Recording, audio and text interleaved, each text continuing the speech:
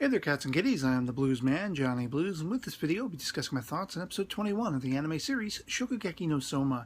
And if I'm completely bold-facedly honest, this episode felt a little bland to me.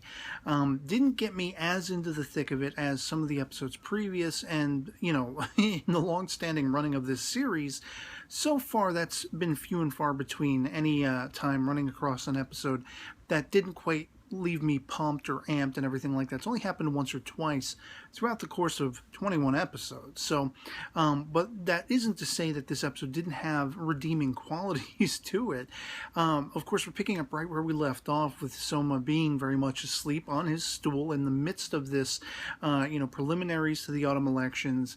And I had been under the impression he hadn't even gotten started on some kind of concoction, some kind of, curry dish.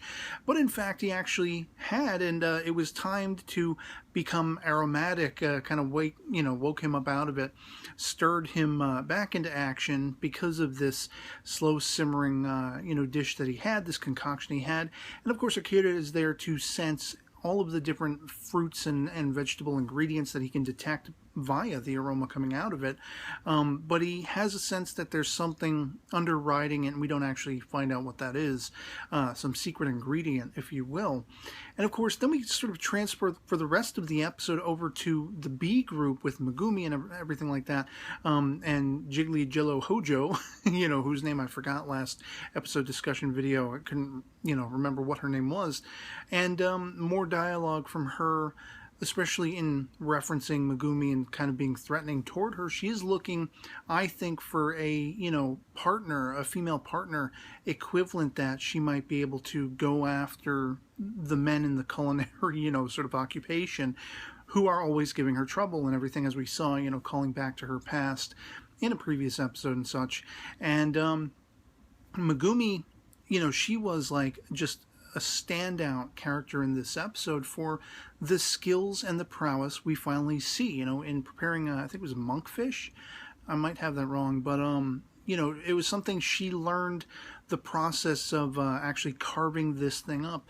You think of these restaurants that utilize a level of showmanship. We had actually Soma doing something like this in, some episodes ago now, where he was trying to sort of bend people's will toward him, toward his dish, when he made that egg souffle kind of dish, through the showmanship of the performance, performance cooking in a sense. And that's kind of what Megumi does in preparing her dish. She has this giant sort of, triangular thing with the giant fish hanging from it, and she starts carving it up. And we see the trial and tribulation in her youth that she went through to master this process, because someone in her family's restaurant or whatever it was, he was becoming old and frail. He couldn't really stand up to the challenge of doing it anymore. This performance art in culinary design. And so Megumi took up that challenge, and she's utilizing that in this particular bout. And I just thought it was really cool to call back on her past, learn more about her, and see her calling back on the words of encouragement she got from Soma. Whereas the Hojo character would be sort of upset by that. Oh, you're listening to a man giving you words of encouragement. It's about equality. It's about them both, working on the same level, not one sort of condescending down to the other or anything like that. And Megumi, very rightfully, I thought, comes into her own in this challenge, and I'm sure she will be one of the successors to move on, one of the four that will ultimately be chosen. As we see in this episode, the two that are chosen primarily by the end of the episode are Hisako and Now is just... I mean, I love this character for the very Addams Family-esque, unnatural, horrific, when she brings her dish out, the whole place smells rank. The judges don't even want to eat it and everything. And it's just absolutely hilarious. And of course, they end up, consuming this dish after all.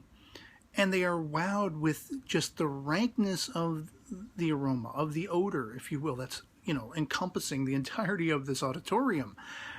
It still tastes so good, this dish that she made. And you think, by her leveling the first high score after so many other people have been judged, you think, wow, she's really going to be moving along. And of course she will be moving onward. That's, you know, sort of my bet.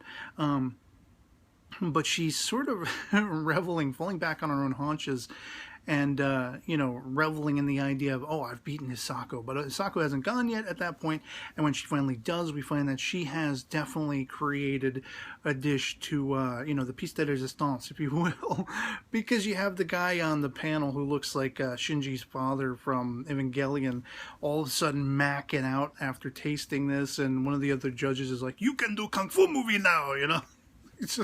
It was hilarious that, and all of the idea of medicinal herbs and properties and ingredients, they're calling it medicinal sort of dishes, and that is a new concept to me. That's something that's quite beyond. I mean, you know, you get a cold, you might have chicken noodle soup or something like that, and this goes far beyond. This goes actually into the you know, when people are ailing, and giving them the nutrients and all the things that their body requires, reinvigorating them. And we've had, you know, certain dishes prepared through the course of this series that are said to do that are said to perk you up and give you energy to last throughout the day or what have you. But this is the first time they're actually referencing time and time again, using the term medicinal in the properties of this dish that she created. And everyone is sort of rejuvenated once they've cleared out all the nasty rank odor of Nao's dish. Everyone is getting mad pumped up, and she gets the highest score by the time we're done with this episode. And so we see that Hisako and Nao are at least the two, you know, one half of the four that will eventually move on, unless there's a surprise and, you know, waiting in the wings coming. I'm sure Alice is going to be the next, and probably Megumi. You know, that would be where my money lies, but you never know. Megumi might actually bow out even after all of her prowess in, you know, cutting up and carving up this fish for everyone to see and everything like that. You still got Hojo in there as well, so I mean, it could still play out very surprisingly, I think, with only having two so far. We're sort of focused on characters making any headway in this challenge, you know, and that's not even to get back to the A group. We're still going to have to get back to that, and I have a feeling, as I talked about in the previous episode discussion video, that this will all culminate with the finale, so to speak, of these preliminaries, and hopefully we will get, you know, a second season or something along those lines to continue the story.